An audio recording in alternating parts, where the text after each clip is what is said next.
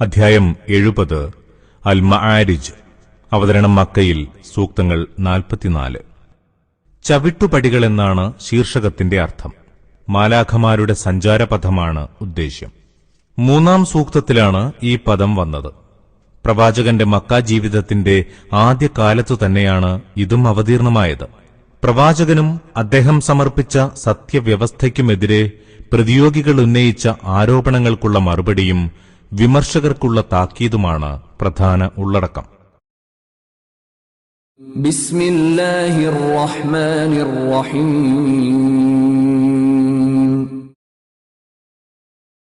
സംഭവിക്കാനിരിക്കുന്ന ശിക്ഷയെ സംബന്ധിച്ച് ഒരന്വേഷകൻ ആരാഞ്ഞുവല്ലോ.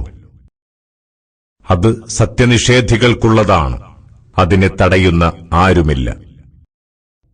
ഉപരിലോകത്തിലേക്കുള്ള ചവിട്ടുപടികളുടെ ഉടമയായ അല്ലാഹുവിൽ നിന്നുള്ളതാണത്. മലക്കുകളും പരിശുദ്ധാത്മാവും അവന്റെ സന്നിധിയിലേക്ക് കയറിപ്പോകുന്നു 50,000 കൊല്ലം ദൈർഘ്യമുള്ള ഒരു ദിനത്തിൽ. അതിനാൽ ക്ഷമിക്കുക, മനോഹരമായ ക്ഷമ. അവരത് അകലെയായാണ് കാണുന്നത്, നാമോ അടുത്തായും കാണുന്നു. അന്ന് ആകാശം ഉരുകിയ ലോഹം പോലെയാകും, മലകൾ കടഞ്ഞെടുത്ത രോമം പോലെയും. അന്ന് ഒരുറ്റവനും തന്റെ തോടിനെ തേടുകയില്ല. അവരന്യോന്യം കാണുന്നുണ്ടാകും. അപ്പോൾ കുറ്റവാളി കൊതിച്ചുപോകും. അന്നാളിലെ ശിക്ഷയിൽ നിന്നൊഴിവാകാൻ മക്കളെ പണയം നൽകിയാലോ, സഹധർമ്മിണിയെയും സഹോദരനെയും നൽകിയാലോ, തനിക്ക് അഭയമേകിപ്പോന്ന കുടുംബത്തെയും ഭൂമിയിലുള്ള മറ്റെല്ലാറ്റിനെയും. അങ്ങനെ താൻ രക്ഷപ്പെട്ടിരുന്നെങ്കിൽ. വേണ്ട, അത് കത്തിക്കാളുന്ന നരകത്തീയാണ്, തൊലി ഉരിച്ചു കളയുന്ന തീ. സത്യത്തോട് പുറംതിരിയുകയും പിന്തിരിഞ്ഞു പോവുകയും ചെയ്തവരെ അത് വിളിച്ചുവരുത്തും. ധനം ശേഖരിച്ച് സൂക്ഷിച്ചു വെച്ചവരെയും. മനുഷ്യൻ ക്ഷമക്കെട്ടവനായാണ് സൃഷ്ടിക്കപ്പെട്ടത്. വിപത്ത് വരുമ്പോൾ അവൻ വെപ്രാളം കാട്ടും. നേട്ടം കിട്ടിയാലോ കെട്ടിപ്പൂട്ടിവെക്കും, നമസ്കരിക്കുന്നവരൊഴികെ. അവർ നമസ്കാരത്തിൽ നിഷ്ഠ പുലർത്തുന്നവരാണ്. അവരുടെ ധനത്തിൽ ചോദിച്ചെത്തുന്നവർക്കും പ്രാഥമികാവശ്യങ്ങൾക്ക് വകയില്ലാത്തവർക്കും നിർണിതമായ അവകാശമുണ്ട്. വിധിദിനം സത്യമാണെന്ന് അംഗീകരിക്കുന്നവരാണവർ, തങ്ങളുടെ നാഥന്റെ ശിക്ഷയെ പേടിക്കുന്നവരും. അവരുടെ നാഥന്റെ ശിക്ഷയെക്കുറിച്ച് നിർഭയരാകാവതല്ല തീർച്ച. അവർ തങ്ങളുടെ സദാചാരനിഷ്ഠ സംരക്ഷിച്ചു പോരുന്നവരാണ്. തങ്ങളുടെ ഭാര്യമാരിലോ അധീനതയിലുള്ളവരിലോ ഒഴികെ ഇവരുമായി ബന്ധപ്പെടുന്നത് ആക്ഷേപാർഹമല്ല. എന്നാൽ അതിനപ്പുറം ആഗ്രഹിക്കുന്നവരാരോ അവരത്രേ അതിക്രമികൾ.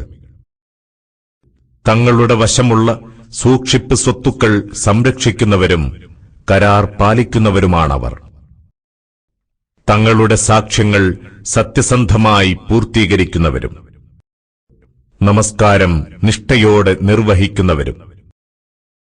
അവർ സ്വർഗ്ഗത്തിൽ അത്യധികം ആദരിക്കപ്പെടുന്നവരായിരിക്കും.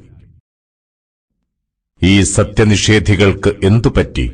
നിന്റെ നേരെ പാഞ്ഞുവരികയാണല്ലോ അവർ. ഇടത്തുനിന്നും വലത്തുനിന്നും കൂട്ടം കൂട്ടമായി.